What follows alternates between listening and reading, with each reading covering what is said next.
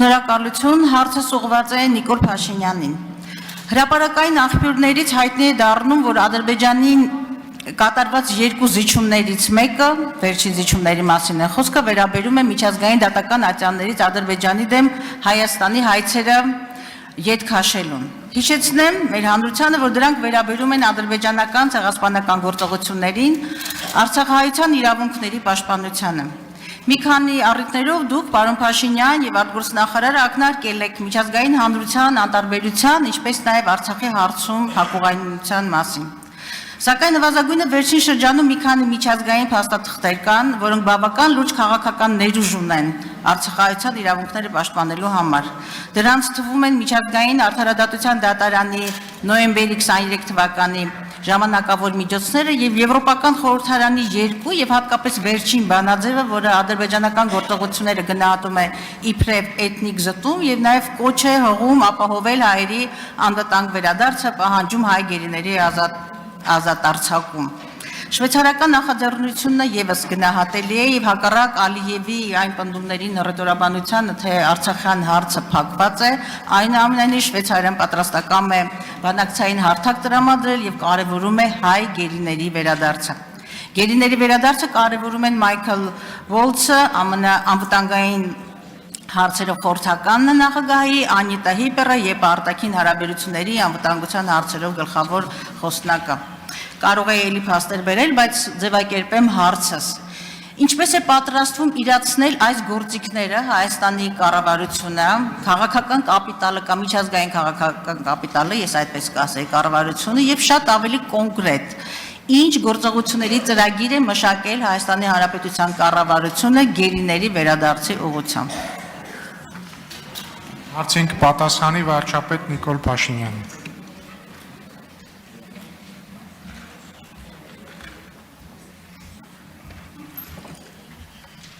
Շնորհակալ եմ Տիկին Գալստյան հարցի համար, գերիների վերադարձի հետ կապված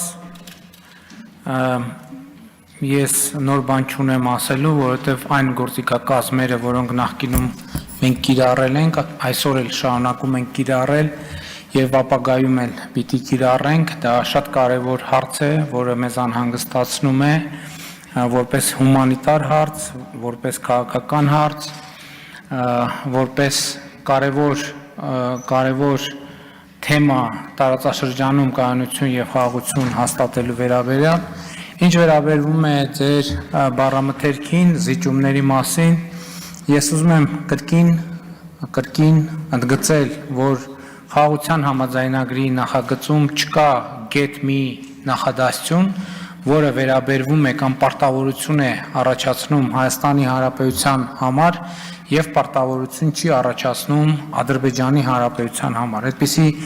որևէ բառ նախադասություն, բառակապակցություն պարզապես գոյություն չունի։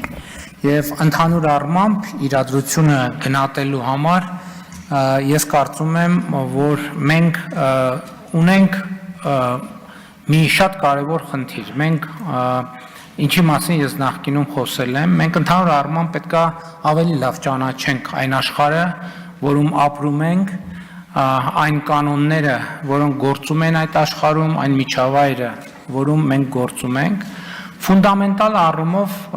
դուք գիտեք եւ դա եղել է հրապարակային,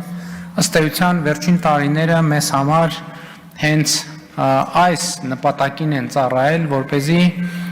մենք տեսնենք, թե որտեղ է, որ մենք բավարար չափով չենք ճանաչում այն միջավայրը, որում գործում ենք եւ ինչ պետք է անենք, որպեսզի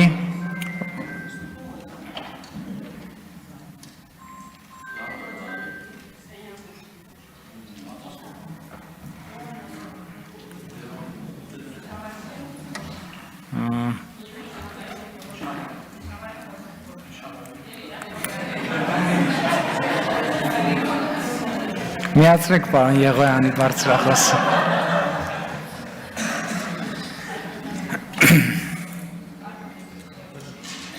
Այդքանը։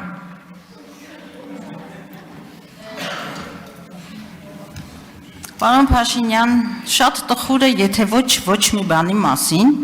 ճիշտ ասած երևի ձեզ օգնեց այս ինչ որ անպատասխան զանգը, որ ավարտեք ձեր ոչինչ ասող խոսքը, բայց նախ ուզում եմ մի գնահատում անել։ Հայցերը հետ վերցնելով դուք թույլատնում եք Հայաստանի դիրքերը։ Սա կարևորագույն գնահատում է։ Երկրորդը, ես խորը համոզվածություն ունեմ եւ մեր հասարակությունը անկախ Հայաստանի իշխանության, կառավարության գլխում ովքեր են եւ ինչ է քաղաքական ուժ, Լեռնային Ղարաբաղի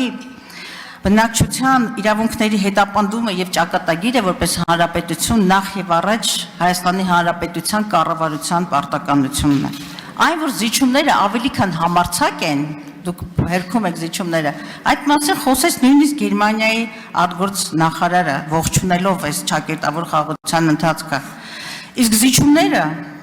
առանց փոխադարձության չեն լինում։ Այո, ես հասկանում եմ անվտանգային այն մղձավանջը, ինչի մեջ նաև ձեր քաղաքական իշխանության եւ քաղաքական պատասխանատվության եւ արժանապատվի արդյունքում հայտնվել է Հայաստանը, բայց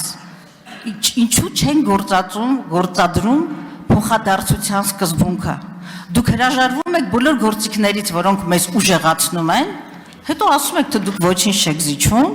եւ հետո մենք ունենք այն դատավարությունը, որ ունեցք միջազգային բառապաշարով unlawful detention, ապօրինի դատավարական գործընթացներ, եւ դուք կարծես թե ասելիք չունեք։ Ես կոնկրետ հարց էի տալիս. գերիների վերադարձի ուղղությամբ Հայաստանի Հանրապետության կառավարությունը ինչ գործողությունների ծրագիր ունի։ Ես կարծում եմ սա 5-րդ կամ 4-րդ անգամ եմ այս հարցը բարձրացնում։ Սա մեր հավաքական արժանապատվության հարցն է։ Տիկին Գալստյան, հայցերի հետ վերցնելու պահը ուժի մեջ է մտնում պայմանագիրը ստորագրելուց եւ այն վավերացնելուց հետո։ Այդ հայցերը հետ վերցնելու արդյունքում, այսինքն այդ հայցերը հետ վերցնելը վերաբերվում է ոչ միայն Հայաստանին, վերաբերվում է Ադրբեջանին։ Այդ հայցերը հետ վերցնելու արդյունքում ինչքան Հայաստանն է, ինչպես դուք եք նշում, թուլանալու, այնքան թուլանալու է Ադրբեջանը։ Այսինքն սա ֆունդամենտալ արձանագրումն է։ Երկրորդը, որը շատ ավելի ֆունդամենտալ մի հարց կա, եւ ես այսօր sense tendency պլանավորել էի այդ մասին խոսել եւ կխոսեմ այդ մասին, ֆունդամենտալ հարցը հետեւյալն է, որ մենք Հայաստանի Հանրապետությունը, Հայաստանի ժողովուրդը ուզում է շարունակել Ղարաբաղյան շարժումը, թե չի ուզում շարունակել, այսինքն մենք պետք է շարունակենք Ղարաբաղյան շարժումը, թե պիտի չշարունակենք Ղարաբաղյան շարժումը։ Ես ազնիվ գտնված չեմ լինի, եթե շատ ուղիղ այս ամբիոնից իմ կարծիքը չասեմ այն արձանագրումներից հետո, որոնք նախկինում արել եմ հենց այս ամբիոնից կառավարության զեկույցների քննարկման ժամանակ, ասելով թե ինչ դերակատարում է, ինչպես է օգտագործվել Ղարաբաղյան շարժումը Հայաստանի պետականության չկայացման ճանապարհին։ Եվ ես առանց սեթևեթանքի ուզում եմ հստակ եւ աներկբա ասել, որ ես կարծում եմ, որ մենք Ղարաբաղյան շարժումը չպետք է շարունակենք։ Եվ ուզում եմ ասել, որ այն խաղաղությունը, որի ճանապարհով մենք գնում ենք, գերիների հարցի լուծման ամենաէֆեկտիվ ճանապարհն է։ Պարզապես ավելի էֆեկտիվ ճանապարհ գոյություն չունի եւ մեր ընկալումը համապարփակ է եւ ամբողջական։ Շնորհակալ եմ։